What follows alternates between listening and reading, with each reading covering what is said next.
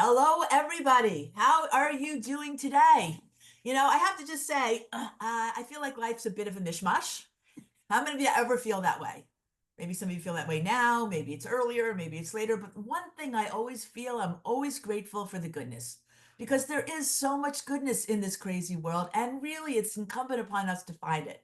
But waiting through all that you feel has to get done, especially for women, although my husband's in the house still and he's pretty good at getting stuff done. But, you know, parents, kids, closets, laundry, work.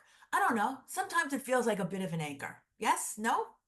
And we have a storm rising here in the southeast as well, which let me just add that one of our firefighters, Chantel, who's the deputy fire chief in Fort Lauderdale, I think she got a call to be on duty. So you just never know when duty's going to call.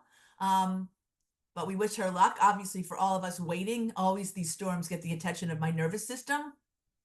But here's the counter to that. Yesterday or recently, I was uplifted by the incredible energy of the women, the Paytech women, a wonderful not-for-profit organization that supports women in the fintech industry.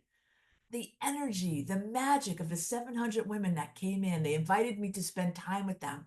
All that great stuff that happens when we come together. And I'm actually, Toni, we're going to ask both of you because you're both part of Women in Fire, or should we call you Fire Women? Women in Fire. You are women on fire in terms of your energy and what you bring. But it just reminds me of the positive impact that we are able to make happen, that we can convene with Generation W. And that's why I always look forward to Refresh. It's a time to connect, to be inspired, learn something, and yes, refresh our spirits. And who doesn't need that? So I have to say that today our special guests, I don't know, as we planned on meeting you, we were thinking about your courage and confidence. And as we're thinking about yours, we think about ours, right? Because you are women who actually do step into the fire. We think about our own willingness for risk and that strength of inner fortitude that makes us choose. And what you have chosen, honestly, let me say right up front, we are so grateful for because you have chosen to actually be part of a network of care, well-being, and safety that looks after all of us in our communities. And I think that is just exceptional. Not to mention, the data is telling and daunting. 5%, just 5% of all career firefighters are women. I believe both of our women today are career firefighters. 11% are a part of the volunteer force. And then 12% are part of the federal wildland fire force. So you can see there's not many women fighting fires per se, although I would say there's probably one in every household, maybe two. Everywhere I go, the question does arise is what is it like to work in a male-dominated field and how do you handle that? We'll ask that question and so many more as we welcome today Abby Pedigo, who is the captain and fire marshal of the city of St. Augustine, the oldest city in the United States, and Fire Chief Toni Washington from Decatur, Georgia. Let's just start out, first of all, like you both have different titles. Tell us the responsibilities that you have currently in the jobs that you lead. And whoever like to, Abby, you want to go first? That would be fine. Sure. So thanks so much for having me today, first of all. Um, I am the fire marshal for the city of St. Augustine, and I'm also the captain of the fire prevention division for the St. Augustine Fire Department. So I oversee all things fire prevention for the city. So that entails conducting inspections, fire inspections on businesses, conducting investigations on fires when we do have them to determine how they started and where. We call them cause and origin investigations. I conduct all of the plan review, the architectural plan review for new construction and buildings that are under construction, older buildings under construction in the city to make sure that they're being built fire safe and per the fire code.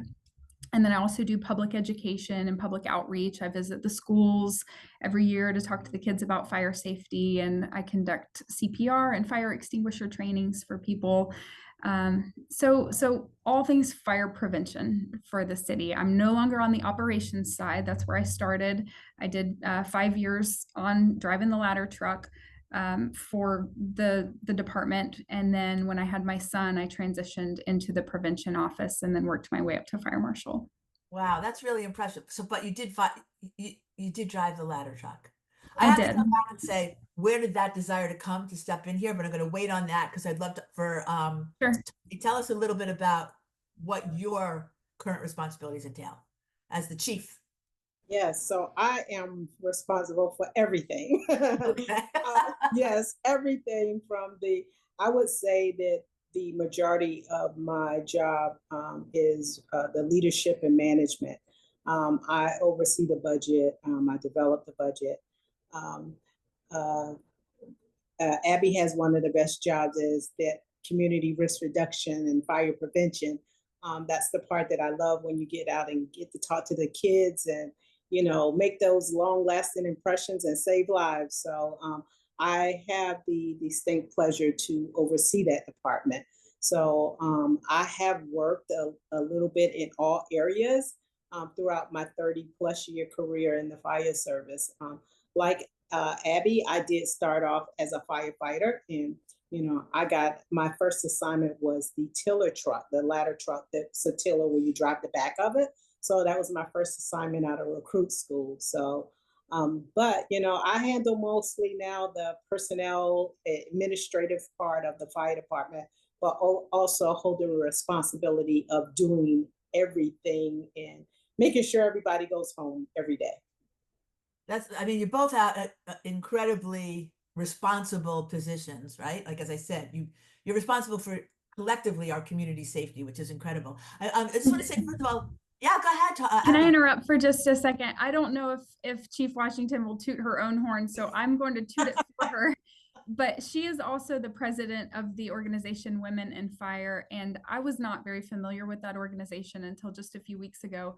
They threw a huge conference out in San Diego for Women in Fire, not only throughout the country, but internationally too. There were women from all over the world who are firefighters at this conference, and it was amazing. They did such a good job, and I will never miss a Women in Fire conference again for the rest of my life, probably, because it was so impactful. So Oh, thank you, Chief Washington, you, also for the work you do with Women in Fire, because it's so impactful.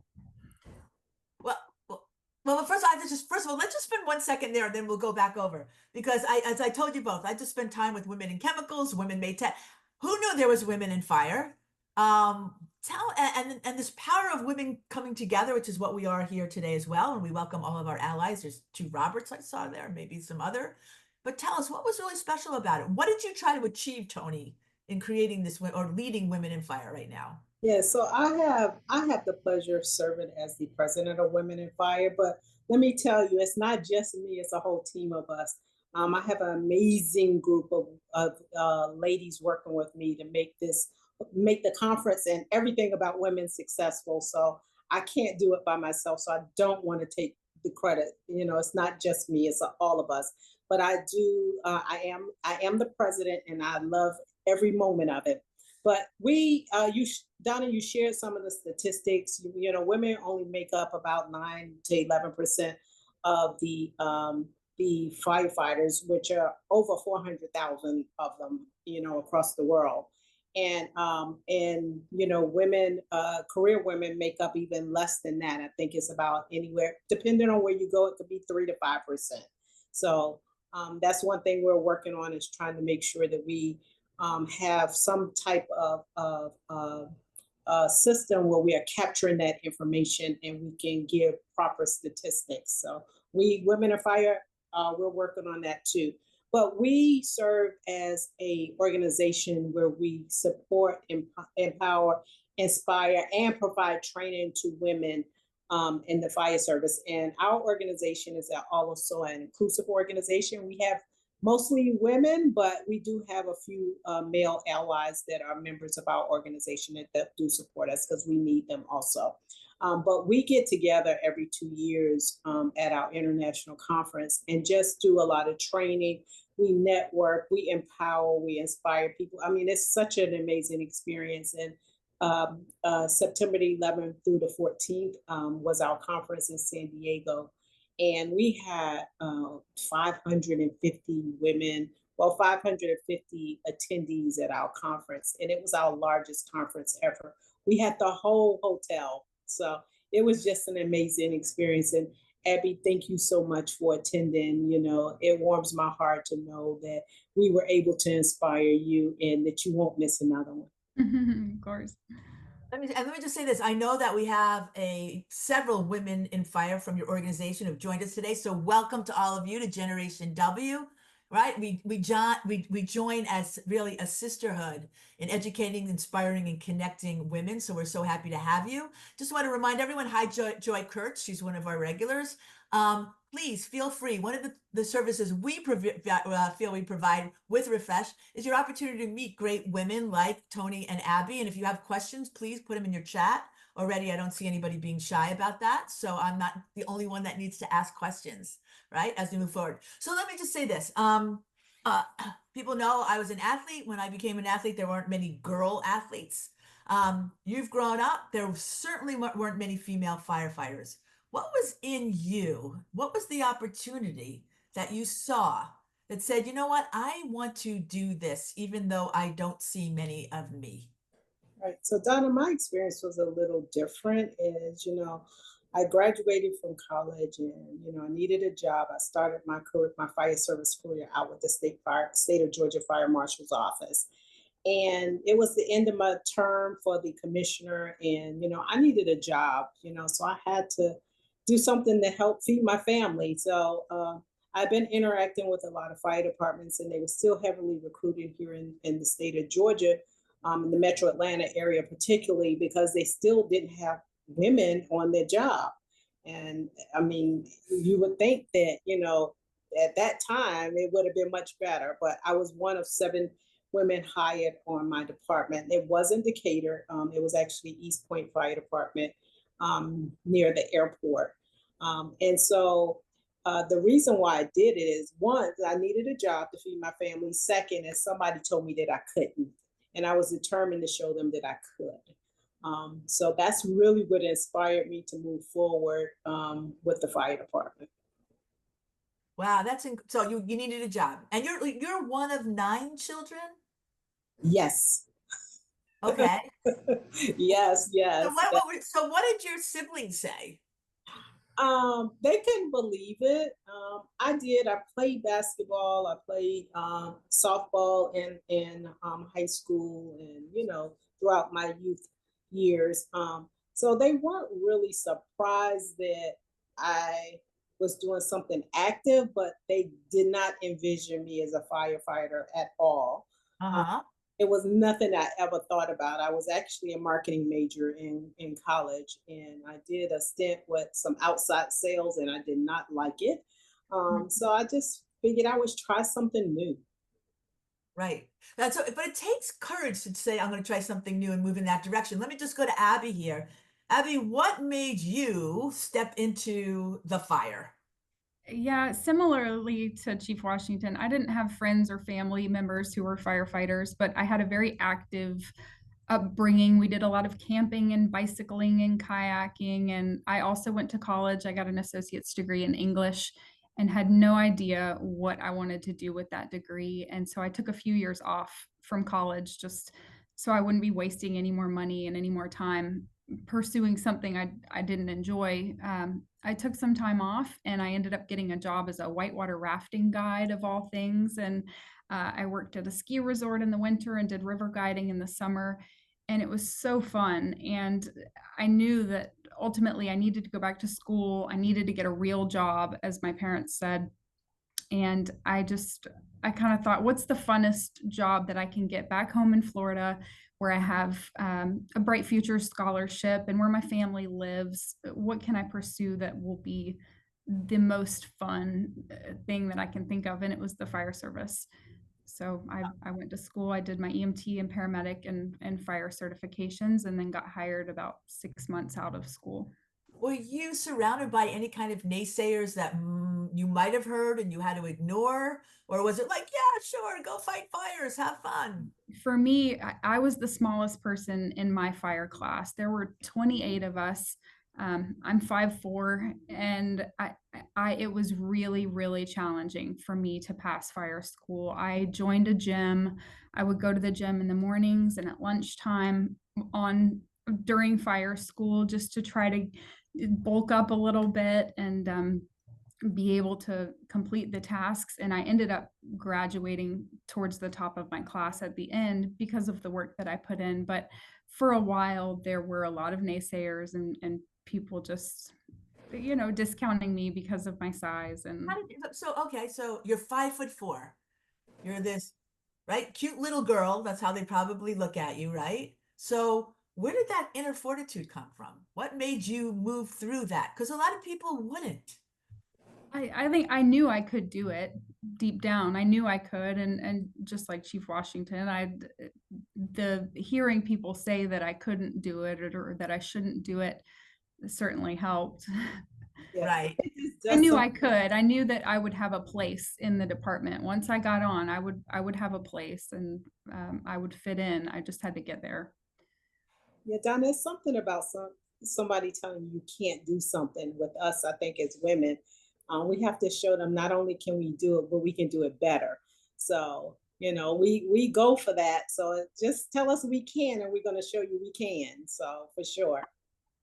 Okay, I have to remember to put that. Sherry, you can't do this show any better. That's what I'm telling my producer right now. And I know what she's going to say. I'm going to do it better. Listen, you have come from such a beautiful community, and I think it's worth recognizing that Jonah Olson says, "Thank you, Chief. It's a spectacular conference. Thank you, Abby, for attending. Thanking us for hosting." And she's the chief officer of volunteer fire department in northern New Mexico. Yes, Jonah is amazing. Yes, that is so cool. And how about Robert, right? Battalion chief, retired, fire service member, hold on, of the Fire Service Psychology Association. All Okay, right. tell me, what's a fire service psychology? Do you need to have your head examined to fight fires? Is that what it's saying? Well, I don't know that, but you do have to have the right frame of mind. And I think that we as firefighters, we see so much when we run on these calls. There's a lot, they're looking at, we're very big now into mental health because we didn't realize the impact of what we do and what we see over the years, how that really affects our well-being. So we're diving deep into mental health now in the fire service. Right. I think so necessary, right? You do see so much and you process so much. All right, Joy has a question. Do you think that all the current TV fire shows have helped or hampered the ability of women in firefighting? That's a great question. Well, it's entertainment. I'll say that. I don't watch them, but one of my daughters, my oldest daughter, Todd, she watched them. So she's always asking me questions. And I just have to tell her, it's not real. It's entertainment. That's not really what we do. We don't have all these relationships in this firehouse. We don't get to do all the things that you see on TV. It's just entertainment. That's it. So I don't know. I think that sometimes when the community or the public sees us, they may think, but it really doesn't affect what we do every day. Okay. I get that. Let me just also welcome Lori Day. I saw her. She actually leads. She is our fearless leader for the Florida Commission on the Status of Women. Lori, I think we need to do something around really recognizing our frontline, definitely fire women who are doing such a great job, all over the country, clearly. Can you share with us your most harrowing moment in this work and how it made you feel? Do you have one that you can share?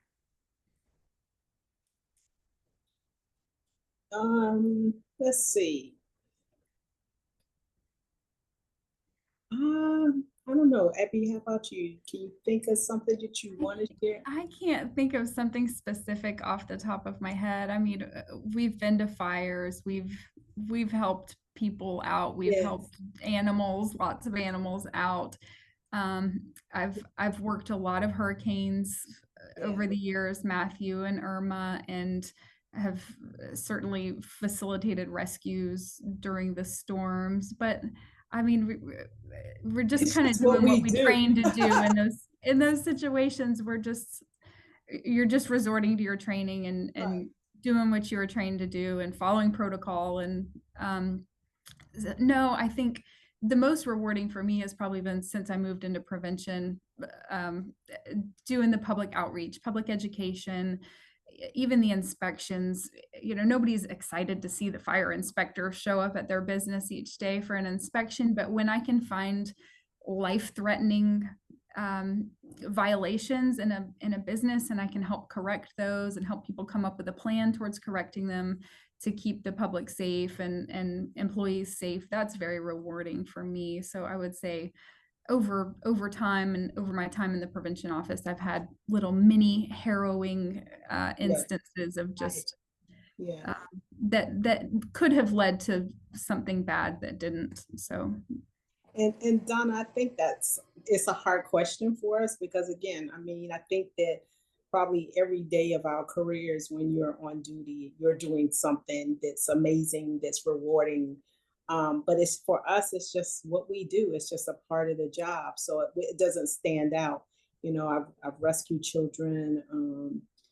I responded to cardiac arrest, big fires, small fires. I mean, but we condition ourselves that, it's just a part of the job and you do what you need to do to protect the public. So it's your everyday normal. Yes. It's not our everyday normal, but it's your everyday normal. How do you develop that kind of mindset? Right? I mean, I understand you have training. We've talked about mental health support, really important. But how do you develop that mindset? So it's something that we talk about a lot now as leaders in the fire service, coming into the fire service, 20, 30 years ago, there was a passion for the job. It was something that you wanted to get. It was deep rooted in you. It wasn't about the money. It wasn't about the reward. It was about your passion to do and help people. So I think that, just coming in, knowing what you want to do and how you want to serve and that how you want to be there to make sure that the community benefits from the work that you're doing, it's just it just follows you and it just gets ingrained deeper and deeper, into your body, into your soul. It's just a mental thing that just happens without you even realizing that, constantly, 24 hours a day, I'm always thinking about, okay, I need to do this to make sure this person is okay. My daughters are often check me, especially my oldest one, a lot because, she said, hey, don't forget about me. You're thinking about everybody else. Don't forget about us over here. Honestly, that's really a fair comment to many moms, right? Mm-hmm. My husband actually says that to me. My kids, I totally get it, right? We're all so absorbed by what we're doing that just take a step back and remember that we have other families in addition to our community family as well. Annie Myers-Drysdale joined us. You may not know Annie, but much like you are all legends in your field, she is one of the great legends in the world of sport. And she wanted to know if by chance 9/11 had any impact. And I know it's 20 something years ago now, right? And you are young women. So you were younger, much younger and young.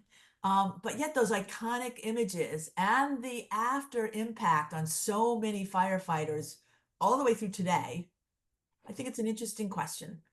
Oh, yes, it's definitely had an impact on us. As a matter of fact, Women in Fire, we did have a 9/11 remembrance ceremony during our conference. And 9/11 just happens to be my anniversary for being in the fire service. So Wow.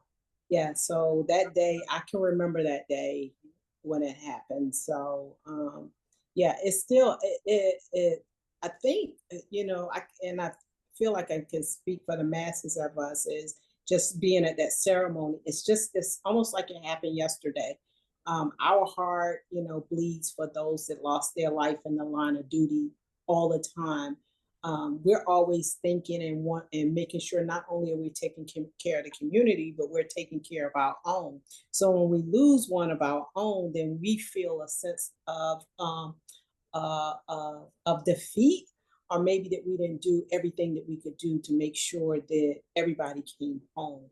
So I know 9/11 was beyond our control, but we train all the time to prevent those things from happening.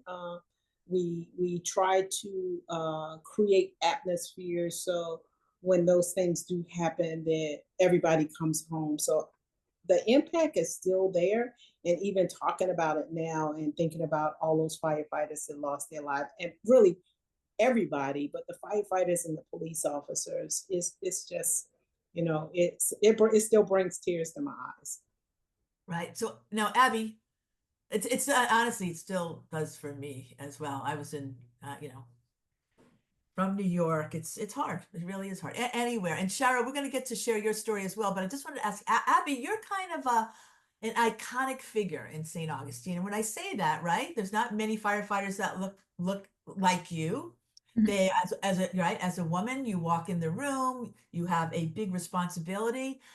Kids are all around you, right? They want to know what it's like. What do you share with them? What do you tell young children about, or like aspiring young female firefighters? What do you say to them that would inspire and encourage them? We actually, our department just threw this year, we threw a girls empowerment camp for the first time. We had a 2-day girls empowerment camp called Spark the Flame, where we take a spark of interest and ignite a flame of passion for the fire service. And we had a great turnout of girls out at this event, and we ran them through different stations and let them see the different aspects of the job. They had an engine company station and a rope rappelling station where we rappelled them off the parking garage and did all these things for them. And it was so fun. But in situations like that, I like being a role model for them. I like for them to see me and see that if I can do it, so can they. And usually that's what I tell them. If they work hard, and we always tell new recruits and people who are going through fire school that every day is an interview. So that is one thing that I tell them. What you do today and every day will reflect who you are as a person, and people will remember you and what they see of you. So I just try to present myself as a good example, and try to remind them to just do the right thing, work hard and do the right thing. And if this is something they want to do, they have the ability to do it. So it just takes some hard work and some determination, and anybody can be a firefighter if they put their mind to it. Right, but that's a message everybody needs to hear if they want to do that, right? Yes. Let me just share Shauna's story, which I know you have. It's funny. Every industry has their initials. So I'm the former first hired female firefighter for the town of Addison, Texas, 1992. Wow. I have a horrible story of sex discrimination and retaliation that ended my hard-earned career. However, I used my experience and formal education to train others through consulting, which I call trauma-informed human relations. I assume that this kind of experiences it's not 100% over, right? We see them in all industries, but when there tends to be fewer women there, we tend to see maybe these recurring incidences, but many women don't report these kinds of situations either, right? Probably Correct. not. I mean, yeah, they don't want to be seen as the outlier or the squeaky wheel, or they don't want to make waves. So yeah, I am fortunate that I have not experienced that much with my department. I was the only girl at my department for 6 years, but they were very welcoming to me. I think there's always some form of discrimination when a woman joins the firehouse that hasn't had a woman in 20 years. But fortunately for me, at least, I have not had to experience much of what she talked about. I know that it does still exist, and that's very unfortunate. And I feel for those women who have to deal with that. Right. As we talked earlier, it's like they always ask, okay, how do you prepare as a woman to become part of a dominant or a male dominated? And I'm like thinking, I think we need to help the men understand what they need to do, right, to create a more welcoming, diverse place. Because some of it's just, year after year, repetitive behavior and expectations, and all of a sudden, your world switches. What does that mean, right? We should help them. I know we've asked both of you, we always do when people come to share some of their insights, which we're going to do. I just want to re-welcome anybody who came in late to Generation W Refresh. Today we have two incredible, amazing women. I really love this idea of they're sparking the flame, although we're asking them, where do they get the courage to run into the fire? So I just want to thank Toni Washington from Decatur. She is the chief and also the president of Women in Fire, and Abby Pedigo, who's the chief and Fire Marshal. And Fire Marshal for this for St. Augustine, Florida. So let's take a look, and please keep your comments and questions coming. It's fantastic. Toni, we'll start with you only because you're at the top. Have a plan, work hard, and share. Tell us about that. Your recipe for success. And Yes. by the way, I just want to again once note, look, that's the coolest hat ever. Okay. Go ahead. Well, thank you, Donna. Yeah, I always say have a plan because you want to go into any situation with a plan. Of course, the plan can be altered along the way, but you want to have a plan. You want to have I like to call it a roadmap of what's your end game, what you're planning to do. You can alter it along the way, but you're going to have to work hard, understanding that there will be some roadblocks, some challenges along the way. You may have to rework it, but you keep working hard at it, and you're gonna face those glass ceilings, but don't let them stop you. You know, shatter them, go right through it, and let's keep going. We need more women in the fire service. I like to use. I have been using my good friend Chief Yancey says little slogan, and you know, these ladies, they can't be what they can't see. So Yeah. again, let's shatter that glass ceiling. Let's keep going. Don't let it stop you. And know that you have a support system out there. Women in Fire, we are here. We can connect you with resources. We can support you. We can help you with training. We can even get you ready. So yes, just have a plan and work hard, and never let anybody tell you you can't do something. If they do tell you, hey, show them that you can. Right. And you know, that is for the fire. That's actually obviously for the fire service, but I think it's a universal message for all of us, right? Yes, absolutely, absolutely. Yes, there are many professions, or even professions where you still have a lot of women. I mean, there's still those glass ceilings that stand in the way of us moving forward. And you know, we just have to be resilient. We have to be persistent. We have to be determined to make sure that you know we're shattering them, and we're keep going, and we're being the best that we can be. And that may be different for everyone. No, absolutely. And our friend, an advocate and ally here, Robert, is posting actually special obligation of male firefighters to stop sexual harassment in the fire service. Yes. Right? He's on it. You are on it. Thank you so much. And Abby, what's your trailblazer recipe for success? I had a few, but yeah, this one was learn to let things go. So when I became the fire marshal, I didn't have very long. I hadn't spent a whole lot of time in prevention, and I felt a little unprepared coming into this role that I'm in now. And I made a lot of mistakes in the beginning. And what I would hold on to them and let them fester, and I would just beat myself up over them. And I started to learn the importance of letting them go. So I still make mistakes on a regular basis, but I own them, I admit to them, I learn from them, and then I move on. And I think perspective is huge. So I try to ask myself, will this matter to anybody in a year, or am I just beating myself up over this? And so I think whether it's the fire service or any profession, just learning from your mistakes and learning to let yourself go, because you are your toughest critic. And you know, take care of yourself mentally, physically. Don't let minute things eat away at you. So learn to let them go. Let's talk about resilience a little bit more. I mean, you both have intimated, listen, learning to let things go, understand, not giving up, but people's lives are in your hands, essentially, right?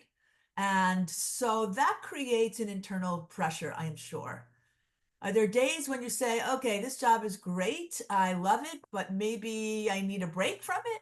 How do you handle that? Because I think everybody feels that way no matter what their job is, but yours even has, I think, an added dimension. Right. I often talk about the glory of the five bugles, but really it's the glory of the badge. I think that people that's not in the fire service or in public safety don't understand what goes into wearing all of this. You know, yes, the hat is nice, the gold is nice, the silver is nice, all that is nice, but it's a huge responsibility to make sure that you know your partner or everyone goes home, or you're taking care of the community, you're taking care of everybody, but also how about yourself? And I will say that for the last 30 plus years, it took me a long time to find that work life balance that they call it. I'm still learning to do a lot of it, but I've gotten better over the last, I would say the last 5 to 10 years. I've gotten a lot better. But it's a lot of stress, you know, that we carry on our shoulders when it comes to public safety, period. I would agree. And that was also going to be one of my other takeaways is just no matter what profession you're in, take care of yourself physically, mentally, find something outside of work that fills your cup and makes you happy and you know, brings you joy, because there will be days where you don't find that at work, and that's okay. You can, you know, there are things I love about my job and there are things I really do not even like about my job. And sometimes those are the things my whole day consists of. So you have to have things outside of work too that bring you joy and that make you happy. Because without that, you won't be the best version of yourself when you do go to work, and you won't be able to serve the public in the same capacity that you could if you're not just taking care of yourself and your needs. Right. I have to ask this because I think every single day that I read about and I know this is not what you do every day, but I read about the wildfires. Um, and they kind of out west mostly, but they could come here. We've had some in Florida. When you read about that kind of work, you see your compatriots out there trying to fight these huge, enormous, um, really dangers to, right? People's homes and their livelihoods. What do you think about? Do you think, I mean, sometimes I think about are we doing things right in America? Are we really taking care of our land in a way that prevents these things from happening? If we do, maybe we'd have less fires, maybe people would be safer. We wouldn't be putting these kind of firefighters in harm's way. You know, I don't know what to think. We don't get educated on that. I just thought I'd throw that out there. So Abby probably will be the best person for this, but I know from a leadership perspective, we focus more on prevention, not, you know, all the prevention tactics, I'll say that, not really on individual perspective of, you know, the climate change and all of that. It's about, okay, it's coming. What do we need to prepare for to reduce our risk? So, but Abby, I'm sure you have much more as a fire marshal. Yeah, I would agree with that. And we haven't had to deal with it much here in Florida, but I have taken classes on wildfire preventative measures, and they are out there.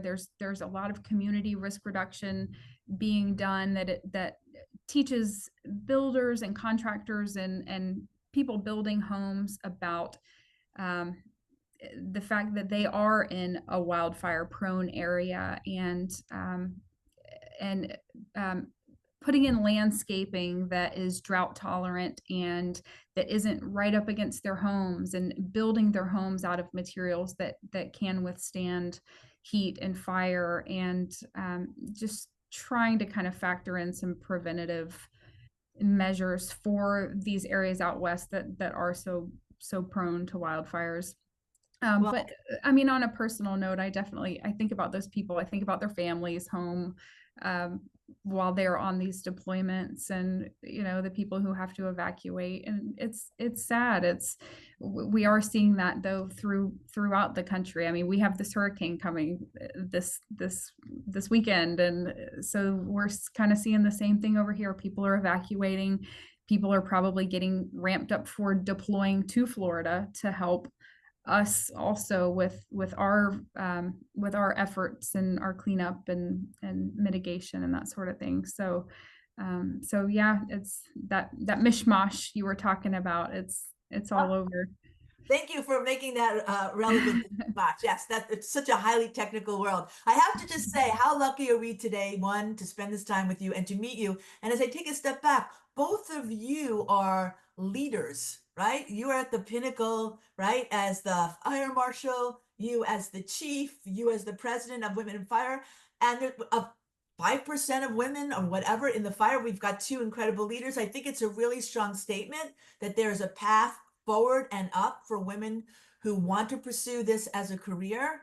I think you've shared with us the fact that it is a calling, but it's something that you embrace because there is like an incredible purpose to it. And I just want to thank you for all of your compatriots from Women in Fire and our allies. I want to say thank you and stay with us for one more second because I would love for you to join us again, because on October 23rd, I don't know, maybe this has happened to you, but have you ever had some friendships compromised or alienated family members over challenging conversations? When you just can't even imagine what the other person is thinking, or even you can't imagine they don't understand what you're thinking. Happens in my family. And this is the time in our election cycle where these conversations become even more exacerbated. So we're happy to welcome back Dr. Tanya Israel, who's a professor of counseling psychology at the University of California in Santa Barbara. She's written yet another new book, Facing the Fracture and How to Navigate the Challenges of Living in a Divided Nation. I think we all benefit from understanding and learning about how we can be better and more understanding with each other. Her work and dialogue across political differences has been received enthusiastically by conferences, corporations, and because she's been with us before, she's just really an approachable, smart, really helpful woman. And so we look forward October 23rd. All right, please do join us, and a couple other events. I would just love to get some of these women firefighters in front of our Teen Girls Generation Wow on October 22nd in Orlando. We do have a program, Chief Washington, called Being What You Can't See. And I also will tell you, I've been searching for leading women in the fire department to share their experiences with these girls. So maybe now we can partner on that together, Abby as well. And in Jacksonville on November 5th, we will have the girls. In each place, we'll have between 500 and 600 teen girls excited and thirsty to learn more. And now that you've joined us on Refresh, please follow us, join our community, and let you know that on March 28th, please put this on your calendar, our annual event. I know you just had yours, Chief Washington, called Generation W. We're about to announce our theme. I think you guys are going to love it. We would love for you to join us for that as well. And then my producer, Sherry, she is a coach. And so she's always sending me great quotes. And so she asked if I would share this with one today. And I love this woman. I loved Eleanor Roosevelt. And she says, you gain strength, courage, and confidence by every experience in which you really stop to look fear in the face. Well, I got to tell you that you, Chief Washington, and you, Captain Abby, I guess we have to Captain Pedigo. I think you both have looked fear in the face. You have risen, and now you are here to actually make us all comfortable and safer. And I just want to say thank you. Thank you all to Generation W. Have a great week. If you're in the path of the hurricane, be safe, and God bless.